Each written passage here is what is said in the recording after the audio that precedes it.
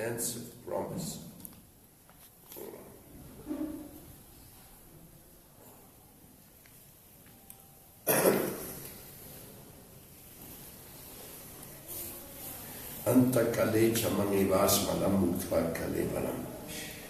When I got this songbook, there's a lot of history behind that, and I was very emotionally touched.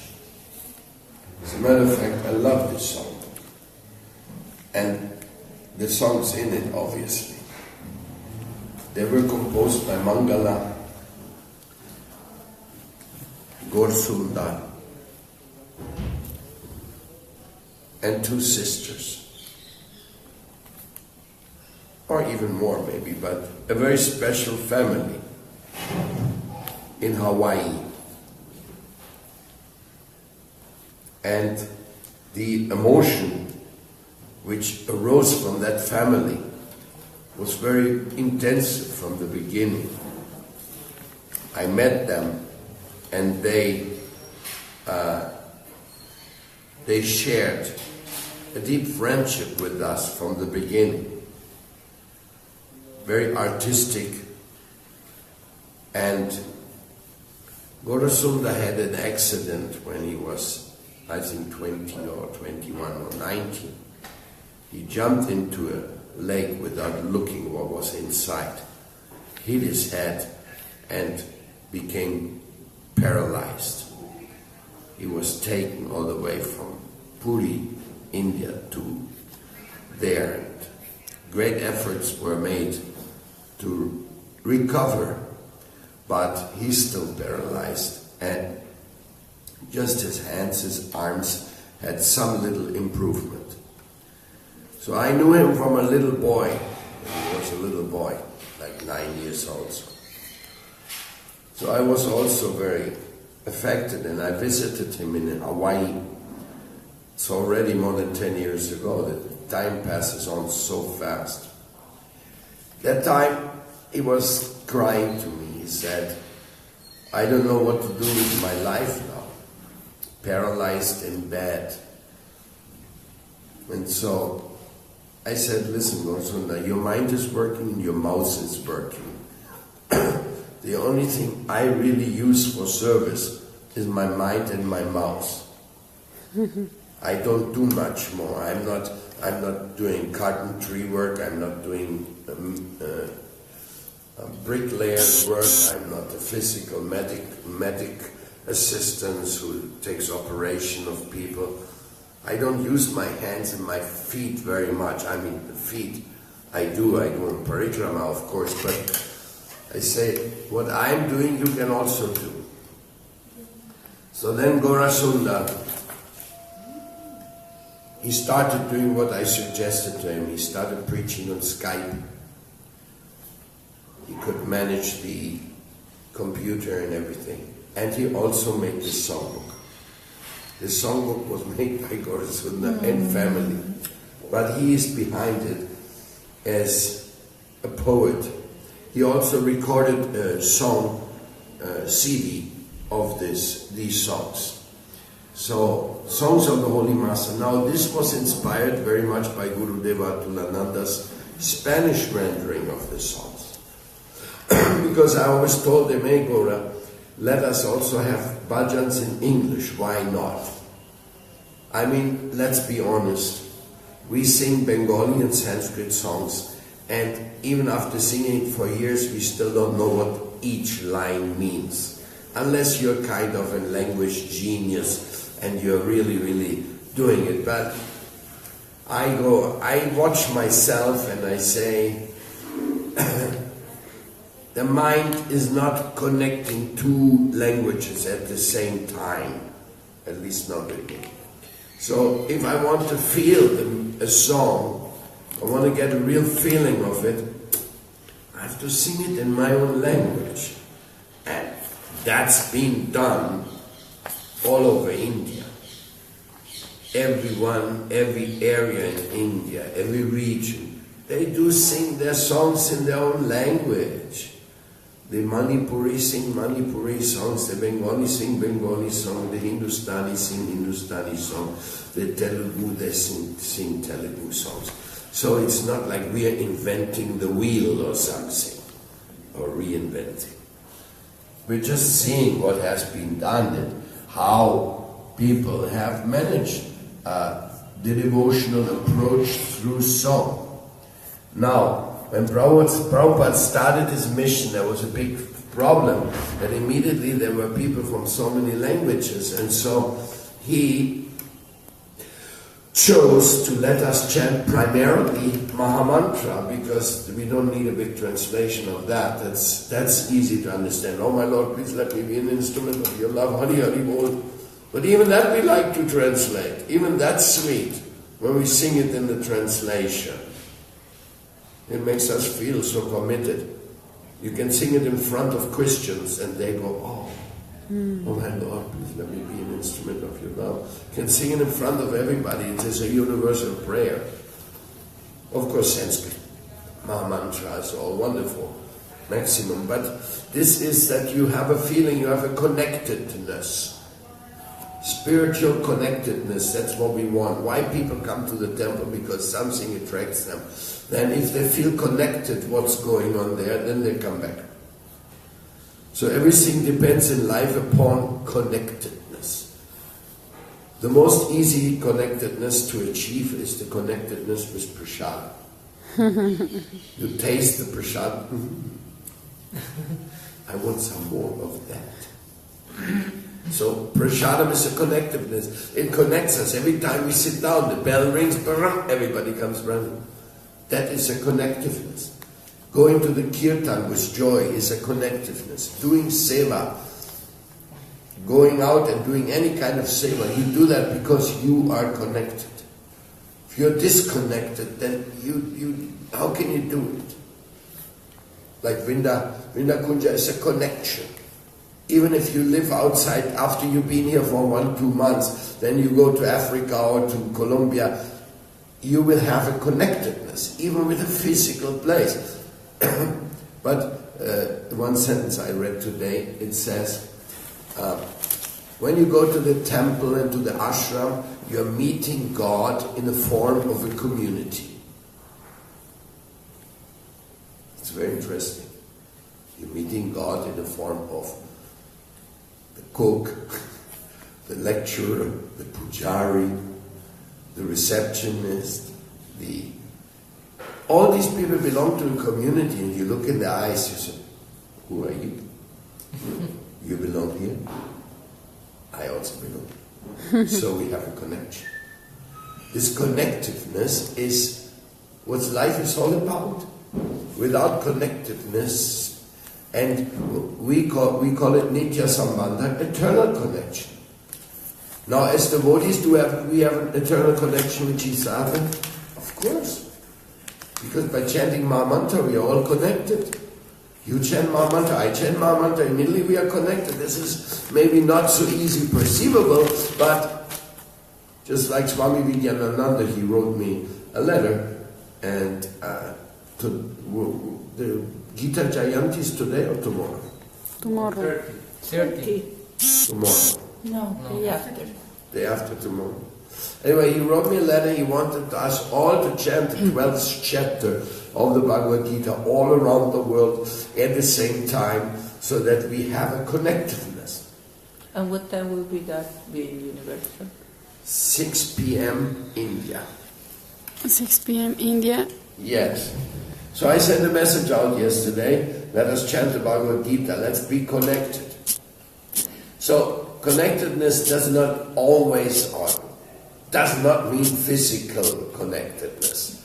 Physical connectedness is happening sometimes in life, but it's definitely not a solid stand.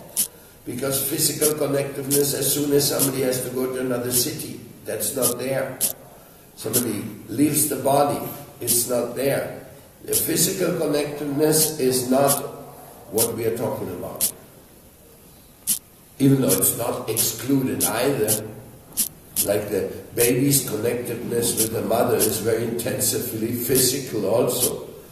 So even sometimes that is allowed, but the real connectedness in the bath is the connectedness that we have with our common ideals, with the common mantras.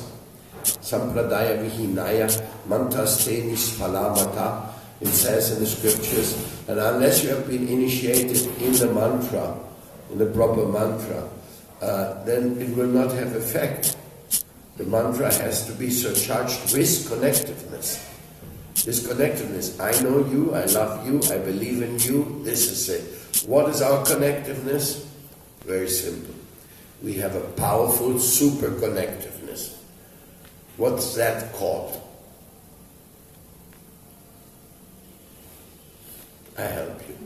It's called Srila Prabhupada. He is our powerful super connectiveness because he is the one who came to our life and gave this in a most generous fashion. And he designed our lifestyle. Well, for a while I was going to the Chaitanya Saraswat Math in those days, and it was a very nice time because my Shiksha and Sannyas Guru was there. And even I was kind of like trying to have some connectiveness with the general spirit, the overall spirit of the Math. But then later I found out in the feeling and in reality that my connectiveness was with Prabhupada for doing practical things in this world. That in the Chaitanya Saraswat Math they had no clue what to do in South America, for example. They just had no clue.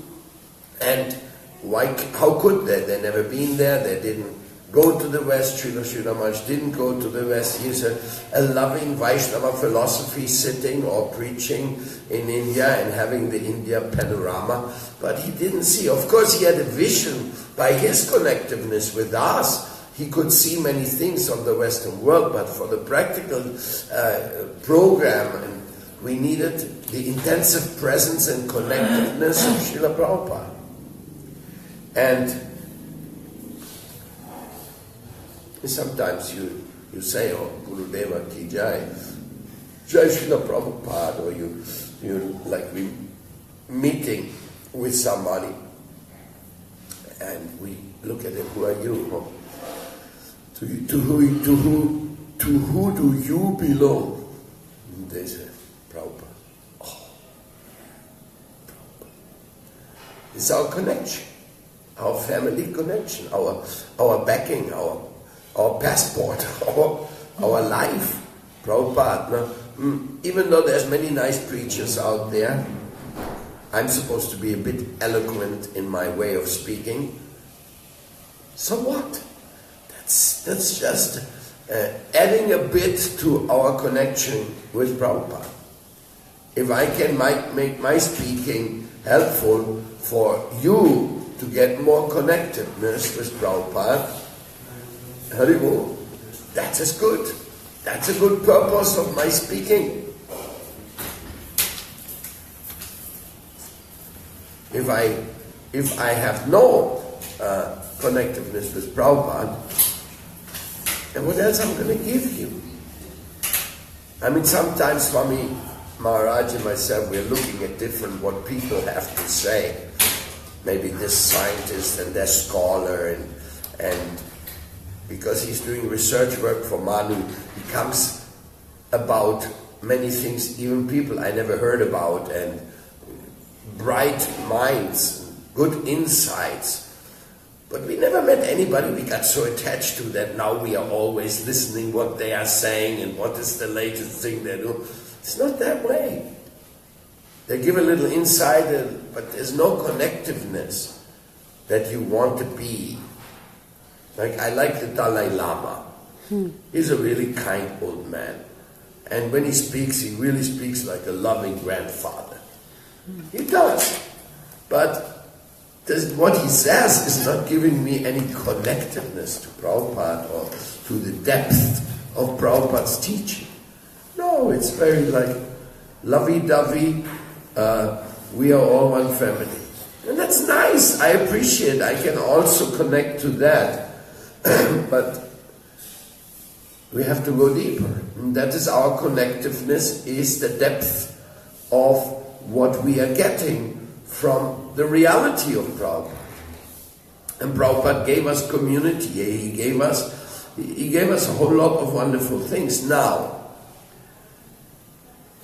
what does it do to us, and what commitment does it ask from us?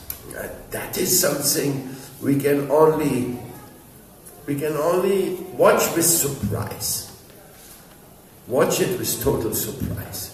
Because the service or the mission each and every one of us has, is it given by me? To a certain degree, yes, and then to another degree not. I consider that the services are kind of revealed. Of course, it's very open. Vrindavan mission is very open, and there's a lot of areas, all the way from psychology to yoga to welfare work to monastic depth to bhajan. Everything is there, but still, you get you find your way. Like there's a beautiful saying, it says, water seeks its own level. I'm not controlling the level of water. Water seeks its own level. And the devotee's path also seeks his own level. Like Vidai, he kind of picked up that service he's doing by himself. I told him, yes, do it, but it was him who wanted this, and he did it, and he does it. So it's like something like the Radha Dasyam come here and look, well, what's my service? What's my mission now? We're working on that. No? Let's see what reveals himself there. No?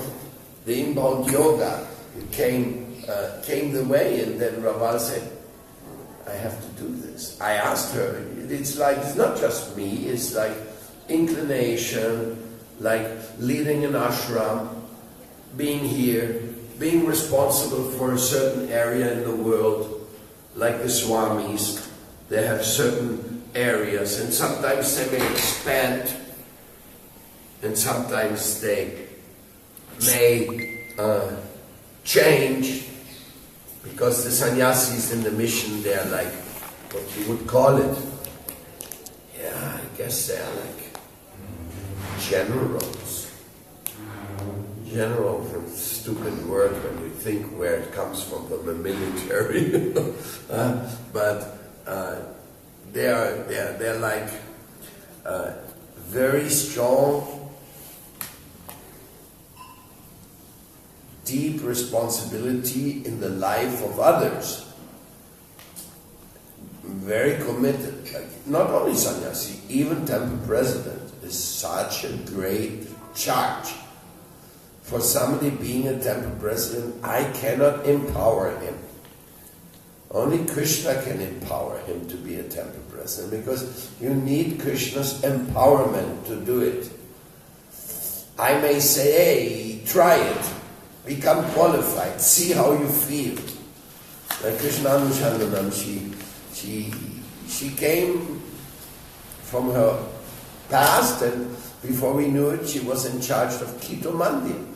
And everybody said that her management was the best management. The Kito Mandir thrived under her. And then she went to Lima, and again she did her magic, and she was leading the Lima Mandir out of a crisis. There was a leadership crisis in Lima, and this girl came, took care of it, and put the things into shape. So this is very funny, no? How such things take place. And of course, there's a certain degree of constant adjustment which is done around the world. This is okay, we need that. We need to learn more, we have to see more places and all that. But basically, and most importantly, we have to embrace the fact that Prabhupada and Krishna, they have a mission for us. It's our mission. And what is that mission? I never thought that you end up in San Diego preaching. Me neither. So, but it's certain things that just happened and they reveal itself, and then you meet another guy and another guy, and all of a sudden you're entrenched in the middle of responsibilities, and you don't know what happens and how it happened, but it's there. So, in this way, I feel that the divine plan and Prabhupada's empowerment for us to be part of the Vedic tradition, I'm going around and meeting spiritual leaders from everywhere, especially in India nowadays, and they hardly give me a connectedness. Maybe they say, okay, what are you doing here? Who are you, a swan?